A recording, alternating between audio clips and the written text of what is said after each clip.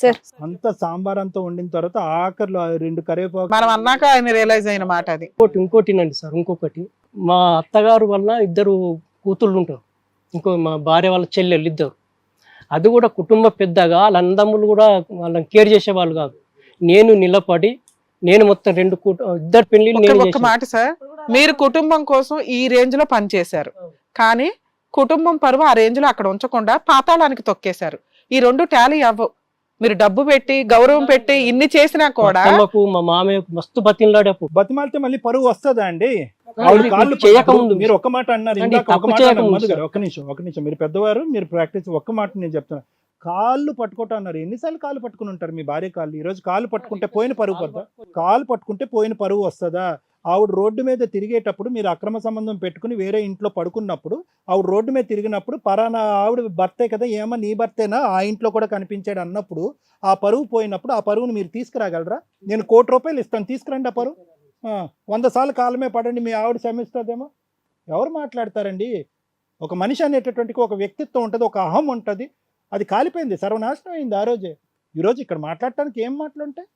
ఇంత నేనే కష్టపడ్డాను కదా సార్. అదిగో మీరు పదే పదే కష్టానికి, సంపాదనకి, ఖర్చులకి ఇచ్చిన వ్యక్తిని సార్, నేను కట్టుబట్టల మీద వెళ్ళి మీరు 1000 కోట్లు ఖర్చు పెట్టినా, మధు గారు మీరు 1000 కోట్లు ఖర్చు పెట్టినా దట్ ఈజ్ ఈక్వలెంట్ టు పరువు. పరువు ముందు అంతే. పరువు పోయినటువంటి కుటుంబంలో ఉన్నటువంటి వ్యక్తులు ఈ రోజు కలపండి. మీ అబ్బాయి ఇన్ఫోసిస్ లో పనిచేస్తే మీ అబ్బాయికి ఫోన్ కాల్ కలపండి.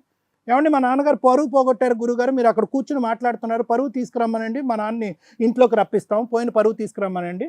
ఏ ఊర్లో అయితే పరువు పోయిందో అక్కడ సభ్య సమాజం అందరూ ఎదుర్కొంటే నిలబడి నేను తప్పు చేశానని చెప్పి ముక్కు నేలకు రాయమని అంటాడు. చేస్తారా మీరు? ఎందుకండి ఈ మాటలన్నీ? ఒకటే మేడం, ఇక్కడ అంటే ఇది చెప్తున్నాను కదా, అదేదో క్రికెట్ మ్యాచ్ అంతా అయిపోయిన తర్వాత రన్నింగ్ కామెంటరీ చెప్పినట్టుంది గురుగారు. అంతా అయిపోయింది, మ్యాచ్ అయిపోయింది, ఇప్పుడు రన్నింగ్ కామెంటరీ వినిపిస్తే అలా అయిపోయింది. అది కాదు లెక్క ఇక్కడ. ఎప్పుడు ఒక మనిషి ఎప్పుడు రియలైజేషన్ పొందుతారు? ఏ వయసులో రియలైజేషన్ రావాలి? లోకజ్ఞానం తెలియనటువంటి వ్యక్తి ఆర్ఎంపీగా ప్రాక్టీస్ చేశారు. ఆర్ఎంపీగా ఎంతకాలం ప్రాక్టీస్ చేశారు? సుమారుగా సంవత్సరాల్లో చెప్పండి. 12 సంవత్సరాలు ఆర్ఎంపీ ప్రాక్టీస్ అంటే కనుక ఓకే, ఒక ఎంబీబీఎస్ క్వాలిఫైడ్ డాక్టర్ లా కాకపోయినా ఆ ఊరిలో ఒక పరువు, ఒక ప్రతిష్ట, 4 మనుషులకు ఒక కలుపు నొప్పి వచ్చినా, కాలు నొప్పి వచ్చినా, తలనొప్పి వచ్చినా ఒక మందు గురించి వచ్చి అరే మధు అనే డాక్టర్ గారు ఉన్నారు, వెళ్తే కనుక ఇస్తారనేటటువంటి ఒక పరువు కలిగినటువంటి ఒక వ్యక్తిగా మీరు ఉన్నటువంటి మీరు ఈరోజు మేము ఎవరండి చెప్పేది? పశ్చాత్తాపం ఎప్పుడు పొందాలి? నేను పదే చాలా సందర్భాల్లో చెప్తా ఉంటాను, రియలైజేషన్ ఈజ్ విత్ టైం అంటూ ఉంటా. మనిషి 20 సంవత్సరాలు తప్పు చేశానండి, ఇప్పుడు రియలైజేషన్ అయ్యాను. ఏమండి 30 సంవత్సరాల పాటు తప్పు చేశాను, ఇప్పుడు realization is a time limited factor. నేను ఒక తప్పు చేశానండి, రియలైజ్ అయ్యానండి, సంవత్సరం లోపల తెలుసుకున్నానండి, భారీ కాలు పడ్డానండి, క్షమించబడ్డానండి, అయిపోయింది. కానీ ఈరోజు మీ రియలైజేషన్ ఈజ్ కండిషనల్. ఎందుకు మీ రియలైజేషన్ కండిషనల్ అంటున్నానంటే మధు గారు, ఈరోజు మీరు ఎందుకు వచ్చారు మా దగ్గర అంటే కనుక మిమ్మల్ని చూసుకునే నాదుడు లేడు కాబట్టి మా దగ్గరకు వచ్చారు, నెంబర్ 1. నెంబర్ 2 ఎందుకు వచ్చారు అంటే కనుక మీకు ఒక భయంకరమైనటువంటి ఒక అప్పు ఉంది, 11 లక్షల అప్పు ఉంది, బిజినెస్ నష్టపోయేటటువంటి, రాబడి వచ్చి డబ్బులు వచ్చేటటువంటి మార్గం లేకపోవటం వల్ల ఈరోజు ఇక్కడ కూర్చున్నారు. చీతూ అనిపించుకునేటటువంటి ఒక సమాజంలో తలెత్తుకోలేనటువంటి పరిస్థితుల్లో ఉండి మీరు డిప్రెషన్లోకి లోనై ఒక సైకాట్రిస్ట్ దగ్గరికి వెళ్ళి ట్రీట్మెంట్ తీసుకునేటటువంటి ఒక దిక్కుతోచినటువంటి పరిస్థితి వచ్చింది కాబట్టి ఈరోజు ఇక్కడ కూర్చుని చేతులు కట్టుకుని పశ్చాత్తాపం పొందుతూ, మీ పశ్చాత్తాపం అబద్ధం అని నేను అన్ను, మీ రియలైజేషన్ అబద్ధం అని నేను అనట్లే, కానీ ఇందాక నేను ఏమన్నాను ఒక ఇంపార్టెంట్ పాయింట్ చూసేటటువంటి ప్రేక్షకులు అందరికీ అర్థం కావాలి. Realization is a time limited mechanism. నేను ఎప్పుడో ఒకసారి రియలైజ్ అవుతాను, నా చేతులన్నీ కాలిపోయిన తర్వాత అప్పుడు రియలైజ్ అవుతాను, అప్పుడు పరిస్థితి అప్పుడు చూసుకుందాము, అప్పుడు ఆలోచన అప్పుడు చేద్దాము అనేటటువంటిది. ఇప్పుడు మీరు ఈ విధంగా మాట్లాడుతున్న మీరు 2017లో కానీ, 2018లో కానీ, 2020లో కానీ ఈ తరహాలో మాట్లాడరండి మీరు. అప్పుడు చాలా గర్వంగా నాకు ఒక వేరే భార్య ఉంది, నాకు ఒక స్త్రీ ఉంది, నన్ను ఆదరించేటటువంటి ఒక ఆడది ఉంది అని చెప్పి మీరు రెండో భార్య గురించి గొప్పగా చెప్పుకుని ఉండేవారు. రెండో భార్య గురించి చెప్పుకుని ఉండేవారు. నాకు చెట్టంతా ఎదిగినటువంటి గౌరవప్రదమైనటువంటి ఆడపిల్లలు ఉన్నారని గర్వంగా చెప్పుకునే ఉండారు. అప్పుడు ఎందుకు రాలేదండి? అప్పుడు కూడా ఇలాంటి చాలా వేదికలు ఉన్నాయి. అప్పుడు మీరు రావాలి అసలు వాస్తవానికి. ఇలాంటి వేదికలకు కానీ ఇంకో వేదిక కానీ వచ్చి ఏమండి నా భార్య నన్ను సహకరించట్లేదు, శారీరకంగా నాతో పాటు దగ్గర రాకపోవటం వల్ల ఒక మగాడు దిక్కుతోచినటువంటి పరిస్థితిలో నేను ఉన్నాను కాబట్టి వేరే తలుపు తట్టడం కరెక్టా రాంగా అని అడుగుంటే కనుక అరే బాబు కావాలంటే మీ ఆవిడని తీసుకొచ్చి ఇక్కడ కూర్చోపెట్టి ఆవిడ కౌన్సిలింగ్ ఇద్దాం కానీ వెళ్ళి వేరే ఇంట్లో కుంపట్లో నిప్పులు పోయేద్దురా బాబు అని చెప్పుండేవాళ్ళం. అలా రాలేదు. సో మీ రియలైజేషన్ ఏదైతే ఇప్పుడు వచ్చిందో ఎందుకు వచ్చిందంటే కనుక పనిష్మెంట్ బట్టి వచ్చింది, అవసరం బట్టి వచ్చింది, ఆలోచనతో వచ్చినటువంటి రియలైజేషన్ కాదు ఇది. ఎందుకంటే ఈరోజు ఈ వేదిక కంటే ముందు మధు గారికి నేను ఒక గొడుగు ఇస్తాను, 11 లక్షలు అప్పు తీరుస్తాననేటటువంటి అంశాన్ని ఎవరైనా చూపెడితే కనుక మధు గారి వచ్చి ఇక్కడ కూర్చుంటారా? మధు గారిని మేము బాధ్యతగా చూసుకుంటాము, నా మనసులో పెట్టుకుని ఒక ఆడదానిగా నేను చూసుకుంటాను, నేను వేరే ఒక స్త్రీమూర్తి వచ్చి మీ కాళ్ళ దగ్గర కూర్చుంటే కనుక మీరు మా దగ్గరకు వస్తారా? లేదు మధుని నేను పెళ్లి చేసుకుంటాను అని అన్ని వేరే ఇంకో ఆడది వస్తే కనుక వస్తారా? రారు, మీరు రారు. This is retrospective realization Madhu గారు. రెట్రోస్పెక్టివ్ రియలైజేషన్ అంటే కనుక పరిస్థితులు బాగాలేక, దిక్కు తోచక, ఒంటరి ప్రయాణం చేయలేక, సచ్చిన తర్వాత ఎవడు నన్ను చూస్తాడు అనేటటువంటి దిక్కు తోచనటువంటి పరిస్థితుల్లో వచ్చి ఈరోజు మీరు కూర్చుని మా ఆవిడ్ని, అది కూడా మీరు ఎలా అడుగుతున్నారంటే చాలా హాస్యాస్పదం. మీరు వచ్చి ఇక్కడ అడుగుతున్నారు ఏంటంటే ఫైనాన్షియల్ మోటివ్తో వచ్చి కూర్చుని అడుగుతున్నారు. ఎందుకంటే బిజినెస్ లాస్ అయింది, 11 లక్షలు అయింది. ఇప్పటి వరకు నేను అందరినీ సాకాను, మా ఆవిడ్ని సాకటమే కాకుండా మా పిల్లల్ని కూడా నేనే సాకాను. నేను అప్పుల పాలు అయ్యి నా పిల్లోడిని అమెరికా పంపించాను, ఇంకో అబ్బాయిని చదివించాను. ఈరోజు దర్జాగా వాడు సంపాదిస్తున్నాడు. మా ఆవిడ యొక్క 2 చెల్లెలను కూడా నేనే చదివించాను. కాబట్టి ఈరోజు నాకు తిరిగి నేను సంపాదించింది నన్ను వృద్ధాప్యంలో చూసుకోవాల్సిన బాధ్యత నాకు ఉంది, ఇర్రెస్పెక్టివ్ ఆఫ్ మై మిస్టేక్స్ అని అంటున్నారు. నో, అలా వర్కౌట్ అవ్వదు. It is respective of your mistakes. మీరు తప్పులు చేశారు, ఆ తప్పుల్ని మీరు ఇప్పటికీ కూడా కొలమానం చెయ్యట్లేదు. నేను తప్పులు చేశాను సార్, నేను ఇంత అన్యాయం చేశాను, పరువు తక్కువ పని చేశాను అని అన్నారండి. గంట బట్టి మాట్లాడుకుంటున్నారన్న, మీరు అనలేదండి, మీరు అనలేదు. నేను ఎంత ఇచ్చానండి, అంత ఇచ్చానండి, వాడికి ఎంత ఇచ్చానండి, ఈ అమ్మాయికి ఎంత ఇచ్చాను అంతే అంటున్నారే కానీ నేను చేసిన తప్పు, చేయకూడనటువంటి ఒక భయంకరమైన తప్పు చేశాను, ఇక్కడికి వచ్చి కూర్చుని నేను తప్పు చేశాను అని అనట్లేదు. మా ఆవిడ నాతో శారీరకంగా కలవపోవటానికి ప్రధానమైనటువంటి నన్ను ఈ తప్పుల్లోకి దారి తీస్తుంది. అదే అంటున్నా సార్, ఇప్పటికీ అదే అంటున్నారు మీరు. అట్లా అందుకే అట్లా వెళ్ళిపోయినా సార్, ఆ విషయంలోనే వెళ్ళిపోయినా సార్. ఏమండి అలా వెళ్ళేటట్టు అయితే ఏమండి అలా ఒకటి నేను వినండి మధు గారు, పెళ్లి నిలబడి మధు గారు మీరు ఇంకా ఎక్కువ మాట్లాడి పరువు తీసుకుంటున్నారు. తక్కువ మాట్లాడితే పరువు దక్కుతుంది. ఒక 2 నిమిషాలు నేను మాట్లాడేది వినండి. 2 పిల్లలకు అన్నటువంటి ఒక ఆడది శారీరకంగా నాతో కలవకుండా ఆటోమేటిక్గా ఆకాశం నుంచి ఊడిపడి అంటే కనుక ఎవరు నెంబర్ 1. నెంబర్ 2, మీరు మాట్లాడేటటువంటిది ఏంటంటే శారీరకపరమైనటువంటి కోరిక తీరలేదు అనేటటువంటి మాట కాదు, నాకు సంతృప్తి కలిగేటటువంటి ఫ్రీక్వెన్సీలో నా భార్య నన్ను దగ్గర తీసుకోలేదు కాబట్టి నేను తప్పు చేశాను అని అంటున్నారు. ఏమండి ఈ లెక్కనైతే కనుక 10లో 7 మగాళ్ళు వెళ్ళి పక్కింటి తలుపులు కొట్టాలి మీ లెక్క ప్రకారం అయితే. No, that is not right అండి.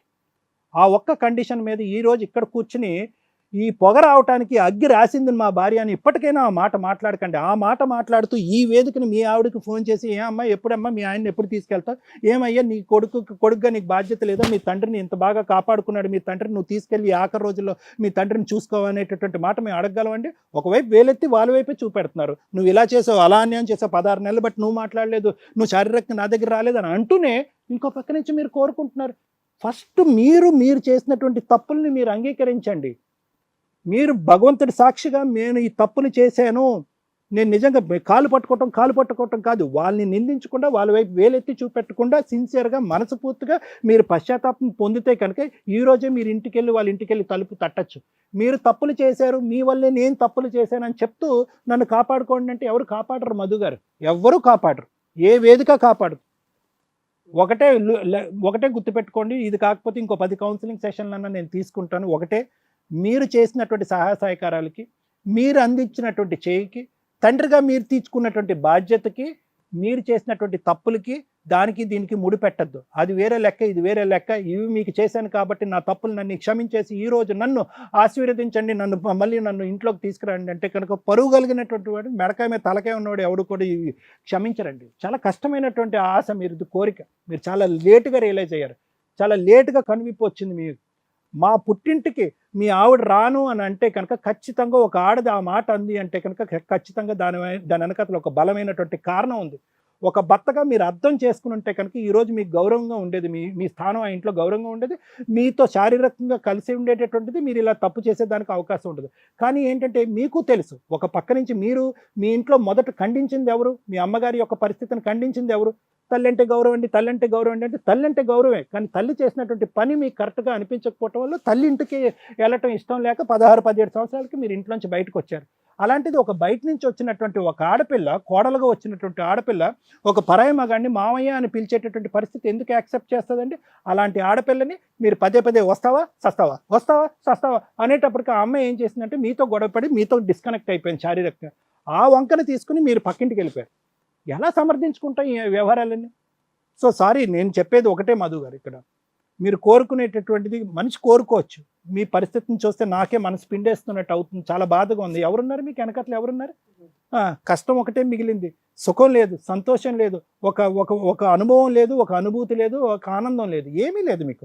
ఇటువంటి పరిస్థితి నాకు అర్థం. కానీ చేసుకున్న వాళ్ళకి చేసుకున్నంత అని అంటారు చూడండి. ఈ రోజు మీ కర్మ సిద్ధాంతం కర్మని అనుభవిస్తున్నా సార్.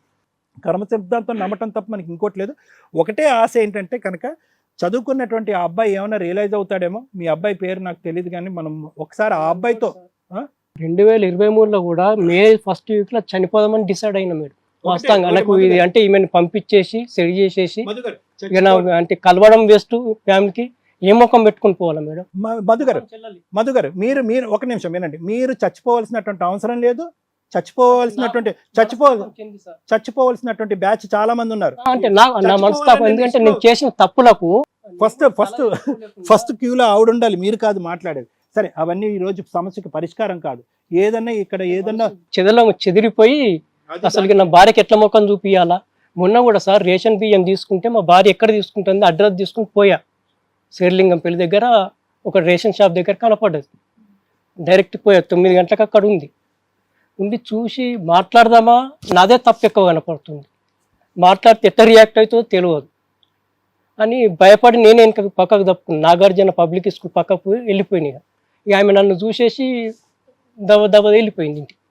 ఎటు వెళ్ళిందో పాలపోయా, ఒక యూ రౌండ్ చేసుకుంటాను కంటే యూ టర్న్ చేసుకుంటాను కంటే వెళ్ళిపోయింది. వాళ్ళ ఫోన్లు పనిచేస్తున్నాయా? పని చేస్తున్నా, స్విచ్ ఆఫ్ పెట్టింది. మీ నెంబర్ నుంచి switch off. Hit TV app, ఇందులో short news, live news, entertainment shows, movies, digital magazines తో పాటు మీ జిల్లా వార్తలను కూడా ఫ్రీగా చూడొచ్చు. అంతేకాదు కేజీ నుంచి పీజీ వరకు విద్యార్థులకు స్కాలర్షిప్ కూడా అందిస్తున్నాం. ప్రతి వారం 10 మందికి లక్కీ డ్రా ద్వారా ఒక్కొక్కరికి 10,000 రూపాయలు అందిస్తున్నాం. ఇంకెందుకు ఆలస్యం, వెంటనే హిట్ టీవీ యాప్ ని డౌన్లోడ్ చేసుకుని ఫ్రీగా ఎంటర్టైన్మెంట్ పొందండి. Hit TV app. Hit TV app. Please download hit TV app. Hit TV యాప్ని ఫ్రీగా డౌన్లోడ్ చేసుకొని ఎంజాయ్ చేయండి. మీకు నచ్చిన ఎంటర్టైన్మెంట్ కోసం హిట్ టీవీ యాప్ ని ఫ్రీగా డౌన్లోడ్ చేసుకొని ఎంజాయ్ చేయండి. హిట్ టీవీ యాప్ ని డౌన్లోడ్ చేసుకుని ఆస్వాదించండి, ఆశీర్వదించండి. ఇంతమంది సెలబ్రిటీలు హిట్ టీవీ యాప్ ని డౌన్లోడ్ చేసుకోండి అని చెప్తున్నారంటే ఎంత మంచి యాప్ ఆలోచించండి. అమెరికా అమెరికా అమెరికా అమెరికాలో చదవాలనుకునే వాళ్ళకి విశ్వసనీయమైన పేరు మన శౌర్య కన్సల్టెన్సీ. UK లో 1 year masters. UK లో 1 year masters. 2 years work permit up to 5 years visa. Contact Saurya Consultancy. Contact 89851 89851.